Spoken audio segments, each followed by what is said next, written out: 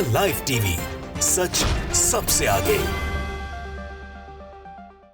नमस्कार, the live TV आप देख रहे हैं। आपके साथ मैं हूं आदित्य कुमार।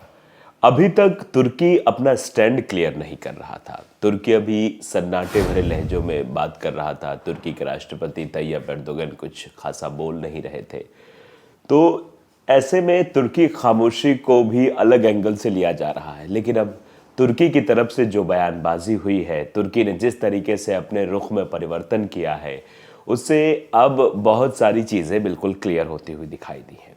और जिस तरीके की बातें तुर्की के राष्ट्रपति तैयब एर्दोगन के द्वारा कही गई है, वो बेंजामिन नेतन्याहू के लिए बेहद खतरनाक साबित हो सकती है, क्योंकि उन्होंने इजराइल को एक आतंकवादी देश करार दिया है और इसका एग्जाम्पल भी प्रस्तुत किया है। ये बात कोई हवा में तुर्की के राष्ट्रपति ने नहीं कही है।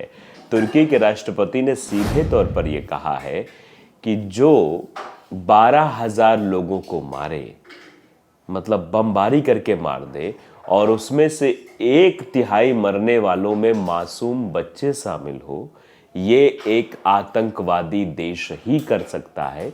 इसके अलावा और कोई नहीं कर सकता है।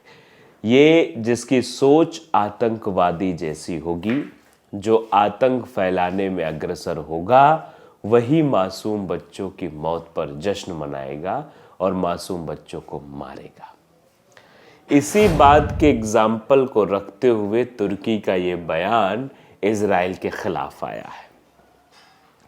इजराइल को सीधे तौर पर तुर्की ने एक आतंकवादी देश घोषित कर दिया है कि ये एक आतंकवादी देश है, जिस तरीके से चीज़ें की गई हैं। अब उसके बाद इस पर तरह तरह की बातें निकलकर सामने आ रही हैं। देखिए, वन इंडिया हिंदी ने बाकायदे इस पर एक लेख लिखा है कि आतंकी मुल्क है इजराइल, पीएम नेतन्याहू पर बरसे तुर्की राष्ट्रपति एर्दोआन, कहा परमाणु बम पर करें खुलासा। यानी परमाणु बम की बातें जो बार बार इजराइल के द्वारा कही जाती हैं, इसके खुलासे की भी बात कही गई है। तुर्की के राष्ट्रपति रेचेप तैयब एर्दोगन ने एक बार फिर इजराइल पर जोरदार हमला बोला है। उन्होंने अपने जर्मनी दौरे से पहले इजराइल को एक आतंकी देश करार दिया है। राजधानी अंकारा में पार्टी सदस्यों से बातचीत करते हुए एर्दोआन ने कहा कि इसमें कोई दो राय नहीं है कि इजराइल एक आतंकी देश है। हमास आज़ादी की जंग लड़ रहा है, यानी हमास का समर्थन किया है। गाजा के अल-शिफा अस्पताल में इजरायली सेना के दाखिल होने को लेकर एर्दोआन ने कहा कि यह मानवीय इतिहास का सबसे क्रूर हमला है। इसके साथ ही उन्होंने कहा कि इजराइल ये सब पश्चिम देशों की मदद के सहारे कर रहा है। तुर्की के राष्ट्रपति ने कहा कि इजराइल इस वक्त बस एक एजेंडे पर काम कर रहा है। वो गाजा शहर और वहाँ के लोगों को ख़त्म करना चाहता है। वो गाजा शहर और वहाँ के लोगों को ख़त्म करके वो पूरी कोशिश कर रहा है कि गाजा में तबाही के लिए ज़िम्मेदार इजराइल के, मतलब वहाँ पर गाजा में तमाम लोगों को मारना है। वो इसकी मंशा है इजराइल की।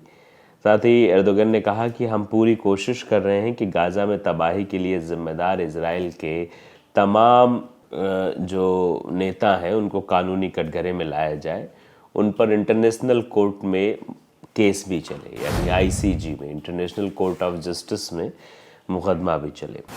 एर्दोआन ने फिर से एक बार अपने पुराने बयान को दोहराते हुए कहा कि हमास कोई आतंकवादी संगठन नहीं है। ये बात भी उन्होंने कही। जो हमास के बारे में टिप्पणियां करते हैं कि आतंकी आ गए थे, आतंकियों ने हमला कर दिया, इस बात को दोहराते हुए उन्होंने कहा कि हमास कोई आतंकी संगठन नहीं है, बल्कि एक राजनीतिक पार्टी है जिसने 2006 में गाजा का चुनाव जीता है। तो वो कोई ऐसा संगठन नहीं है, वो एक राजनीतिक पार्टी है। वो अपने लोगों के लिए लड़ाई लड़ रहे हैं। एर्दोआन ने साफ कहा, मैं साफ साफ कहता हूँ कि इजराइल एक आतंकवादी देश है, और जब हम इजराइल को गाजा पर हमले के लिए जिम्मेदार ठहरा रहे हैं और निंदा कर रहे हैं, तो हमें ये नहीं भूलना चाहिए कि इसमें उसे किसका साथ मिल रहा है।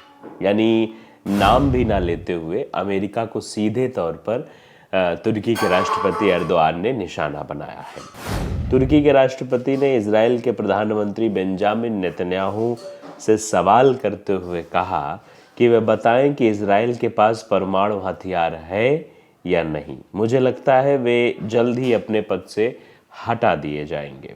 संसद में बोलते हुए एर्दोआन ने कहा कि तुर्की फिलिस्तीनी इलाकों में कब्जे कर रहने वाले इजरायली नागरिकों को आतंकी मानता है और उसकी कोशिश होगी कि वो उन निवासियों की पहचान आतंकी के तौर पर ही करेंगे।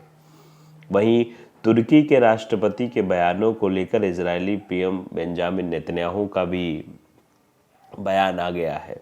नेतन्याहू ने कहा कि हमें किसी तुर्की से नेता से नैतिक ज्ञान की ज़रूरत नहीं है। वैसे नैतिकता है ही नहीं, जिस व्यक्ति के पास वो नैतिक ज्ञान क्या ही समझेगा।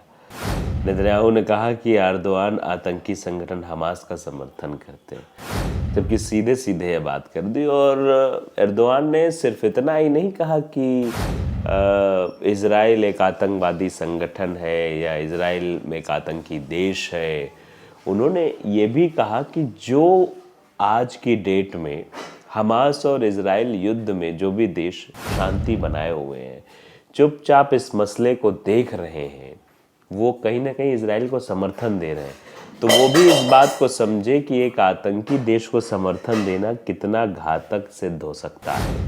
जो मासूम बच्चों के मरने पर भी रिएक्ट ना करता हो, जो इस तरीके की भाषा का इस्तेमाल करता हो कि हमें हमास को ख़त्म करना है और हमास को ख़त्म करने के एवज में वो मासूम बच्चों को मौत के घाट उतार देता हो, वो आतंकी देश नहीं तो फिर क्या है। 12,000 लोगों में से 1/3 यानी 4,500 से ज़्यादा लोगों को मार दिया जाता है, उसमें बच्चे होते हैं। तो बताइए, अब ये नेतन्याहू एक्स पर भी पोस्ट कर रहे हैं, ऐसी ताकतें हैं जो आतंकवादियों का समर्थन करती हैं। उनमें से एक तुर्की के राष्ट्रपति एर्दोआन हैं, जो इजराइल को एक आतंकवादी देश कहते हैं, लेकिन हमास के आतंकवादी देश का समर्थन करते हैं और तुर्की के अंदर ही तुर्की के गांवों पर बमबारी करते। इसलिए बेहतर होगा कि वो हमें उपदेश ना दें।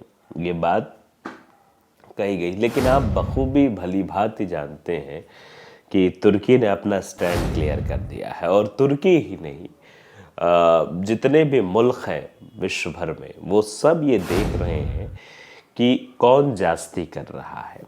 इतिहास में अगर जाकर देखें तब भी इजराइल की ज्यादती सबके सामने आ जाएगी।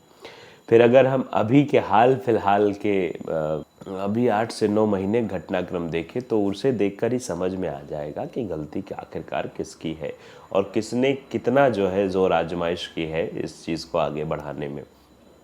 इजराइल लगातार जो है फिलिस्तीनियों पर अत्याचार कर रहा था, उसी का नतीजा था 7 अक्टूबर को जो कुछ दिखा है। तुर्की की तरफ से जो ये बातें आई हैं उससे ज़रूर बेंजामिन नेतन्याहू परेशान है, इसीलिए इस तरीके की भाषा भी उनकी निकल रही है। द लाइव टीवी को अगर आपने सब्सक्राइब नहीं किया है ज़रूर करिए, बेल आइकन दबाइए ताकि सच खबर आप तक पहुँचती रहे। द लाइव टीवी, सच सबसे आगे।